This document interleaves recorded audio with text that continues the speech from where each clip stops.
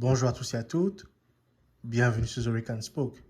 Alors aujourd'hui on se retrouve sur cette vidéo pour faire un peu le bilan de la première partie de la CAN, la partie des phases finales, la partie des groupes. Nous allons comme revenir un peu sur les différentes rencontres qui ont été jouées, les différentes rencontres qui ont eu lieu, les différentes performances des équipes. En fait, nous allons essayer d'analyser un peu ce qui s'est passé dans le temps avec la première partie de cette Coupe d'Afrique des Nations, sur ce qui a été bon, ce qui n'a pas marché.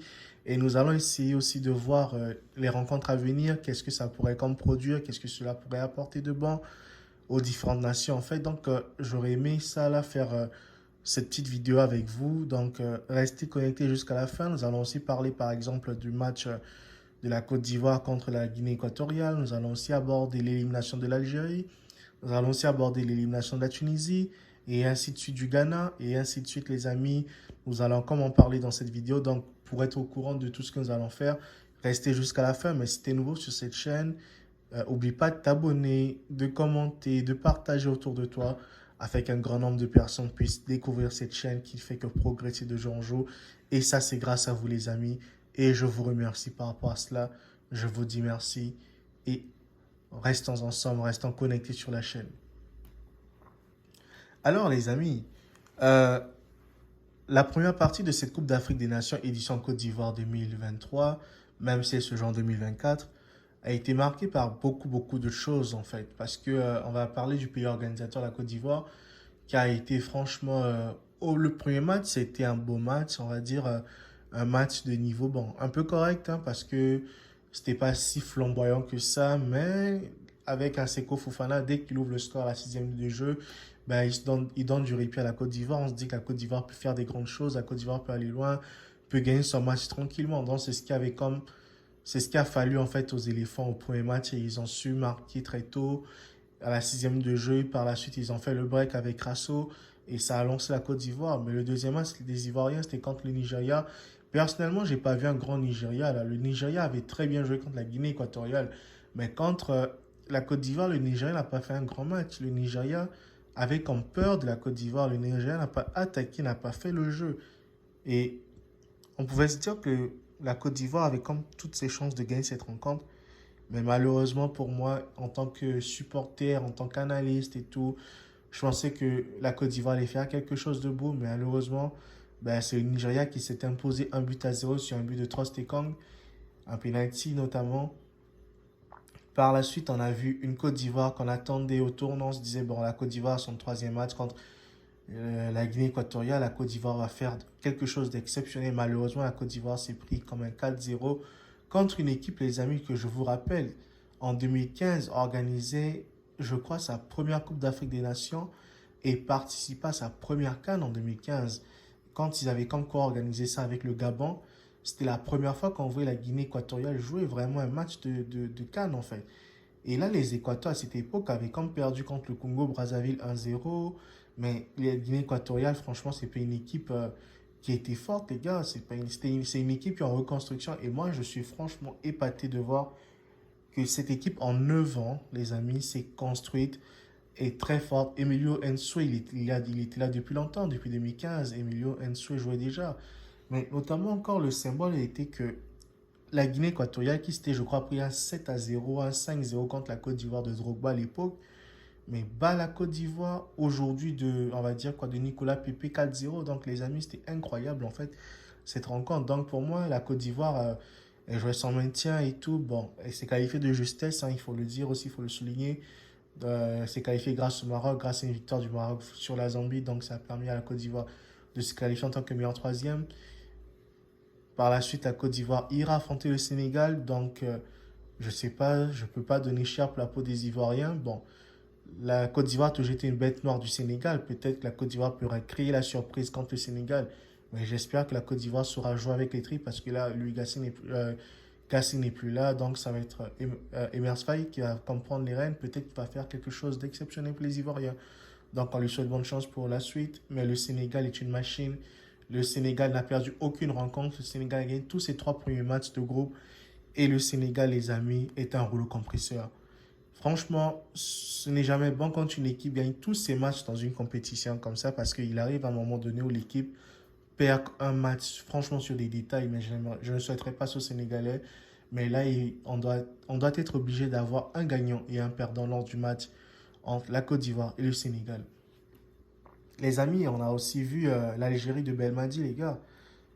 Aujourd'hui, l'Algérie, c'est une équipe, aujourd'hui, franchement, il ne fait plus peur à quelqu'un en Afrique, les gars, parce que franchement, ils ont des très bons joueurs sur le papier. Ils sont excellents. Franchement, des joueurs talentueux, des joueurs que vous verrez remporter les CAN tous les ans. Mais malheureusement, l'Algérie n'a pas un bon entraîneur. Djamel Belmadi, bon, c'est un entraîneur en 2019 qui a fait rêver tout le peuple algérien, qui a essayé de booster son peuple. Mais par la suite, Belmadi, quand il a des grandes performances, c'est toujours dû à l'arbitre, c'est toujours dû à la VAR. À l'époque, c'était Gassama le problème. Aujourd'hui, c'est la VAR le problème. Ben, c'est un entraîneur qui est fragile. C'est un entraîneur qui pleure tout le temps. Les deux dernières CAN, l'Algérie termine dernière de son groupe. Alors que l'Algérie, c'est une grande nation quand même, qui a des très bons joueurs, notamment Rabat Madjer. Aujourd'hui, on parle de Riyad Mahrez, même s'il est loin du niveau de Madjer, mais Mahrez, quand même, aujourd'hui, c'est un top player, même s'il est parti en Arabie Saoudite. Pour moi, le niveau est fini là, mais bon, on verra un peu ce que ça va donner. Donc, l'Algérie a comme déjoué, franchement, dans cette Coupe d'Afrique des Nations. On a vu aussi l'équipe du Ghana qui s'est sabordée tout seul. Le Ghana, franchement, les gars, c'est sabordé, les Ghanéens. Je n'arrive pas à comprendre comment cette équipe, franchement, les gars, bon, c'est pas étonnant. Le Ghana était nul déjà à la Coupe du Monde passée. Et le Ghana a juste réédité sa nullité, en fait. Mais ce qui m'énerve, c'est que le Ghana vient jouer à la place des équipes qui ont le niveau de jouer en Coupe d'Afrique, en fait, en Coupe du Monde. Elle prend des places. C'est comme un joueur qui est blessé, mais qui a appelé en sélection, mais qui ne joue pas. Donc, il est juste là comme ça, puis il empêche à ce qu'on sélectionne d'autres personnes à sa place. C'est ça exactement l'image du Ghana pour moi. Par la suite, les amis, on a vu une équipe du Cameroun. Les gars, le Cameroun, que dire du continent? Le continent camerounais n'est plus à présenter, les gars. Le continent camerounais, franchement, c'est une équipe franchement exceptionnelle à avoir joué. Les gars, ils sont talentueux, les gars, ils ont leur match. Les gars, quand ils décident de jouer, ils jouent. Les gars, quand ils décident de bousculer, ils bousculent. Franchement, le Cameroun face à la Gambie, les gars, c'était un match incroyable, un très beau match que le Cameroun a livré. Et le Cameroun a fini par l'emporter, les gars. Franchement, c'était beau à voir cette performance. Mais demain, le Cameroun va affronter le Nigeria. Et Cameroun-Nigeria, les amis, le Cameroun a toujours battu le Nigeria en finale de Coupe d'Afrique des Nations. Mais dans les matchs comme ça, là, ça fait déjà quoi, les trois derniers matchs depuis le début des années 2000. Le Cameroun n'a plus battu le Nigeria. Les victoires du Cameroun sur le Nigeria remontent aux années 1900. Mais depuis les années 2000, le Cameroun a du mal à battre le Nigeria. Donc, j'espère que le Cameroun, demain, pourra réaliser l'exploit de battre cette équipe du Nigeria, même si le Nigeria n'est pas flamboyant. Victor Osimhen, c'est un gars qui est très, très maladroit, les amis. Franchement, Osimhen ne fait pas peur. Osimhen, pour moi, il est maladroit. J'ai vu son match contre la Côte d'Ivoire, j'ai vu son match contre la Guinée équatoriale, mais le gars, il n'est pas fort. Il n'est pas performant du tout cette année. On dirait qu'il est en méforme. Parce que franchement, les face-à-face qu'il loupe là, les tirs qu'il met, franchement, là, là, c'est triste à avoir joué. Et le Nigeria n'a pas vraiment une défense solide. Donc le Cameroun peut demain exploiter ça. Et si jamais un Vincent Boubacar est de retour, les amis, c'est du bénéfice pour l'équipe du Cameroun. Un Vincent Boubacar, un Kevin Koudou, un Magri, un Karl Toko Ekambi. Le Cameroun a franchement des armes à faire valoir dans cette compétition. Et le Cameroun, pour moi, peut aller très loin dans cette Coupe d'Afrique des Nations. Contrairement à la Côte d'Ivoire, que je ne vois pas aller loin, les amis. Mais le Cameroun peut aller loin. Le Cameroun pourrait même encore retrouver le Sénégal en finale, si jamais vous voyez un peu. Mais c'était un peu ça quoi, que je peux voir pour l'instant. On a aussi parlé aussi du duel à venir entre l'Égypte et la RDC. Bon, ça, pour ma part, ça va être un match très compliqué. Notamment les Égyptiens, quand ils sortent des poules, les gars deviennent dangereux parce qu'ils vont tomber au tir au but. Hein. Si la RDC ne se monte pas à droite devant le but, ben, il va aller au tir au but avec l'Égypte, en fait. Et l'Égypte au tir au but gagne souvent. Donc, j'espère que les Congolais sauront jouer, sauront marquer à temps, sauront exploiter les failles défensives égyptiennes, même si Mohamed Salah ne va pas jouer, mais qui seront contrés très aigués, qui ne commettront pas l'erreur que Boukari avait fait contre l'Égypte. Le joueur ghanéen qui venait à peine de rentrer, le gars, il prend la balle, il se dirige vers son but, il perd le ballon et l'Égypte marque, les gars. Ça, en tout cas, c'est l'une des images qui ne me sort jamais de ma tête jusqu'à présent. Donc, c'est un peu ça. J'espère que la RDC va jouer, va livrer un très beau match. Ensuite, le Maroc aussi a une très, très belle affiche aussi à jouer. J'espère qu'ils vont être à la hauteur, qu'ils vont continuer à produire du beau jeu. Et les amis, pour ma part, la Guinée équatoriale peut aller très très loin dans cette compétition. Tellement elle est en confiance, tellement elle a des joueurs expérimentés, elle a des joueurs qui sont spécialistes pour toutes les différentes actions. Donc, je verrais bien la Guinée équatoriale aller loin.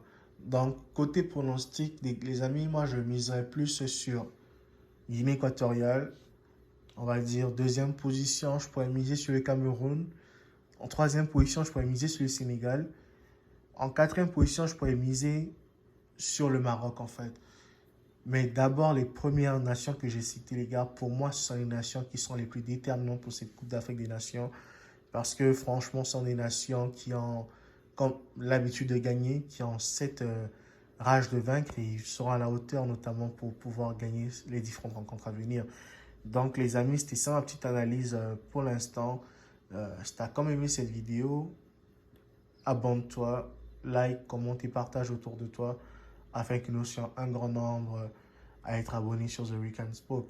Moi, je vous dis à très bientôt pour une prochaine analyse et à bientôt pour l'analyse du match du Cameroun contre le Nigeria. Sur ce, je vous dis ciao, prenez bien soin de vous. À bientôt les amis. Bye.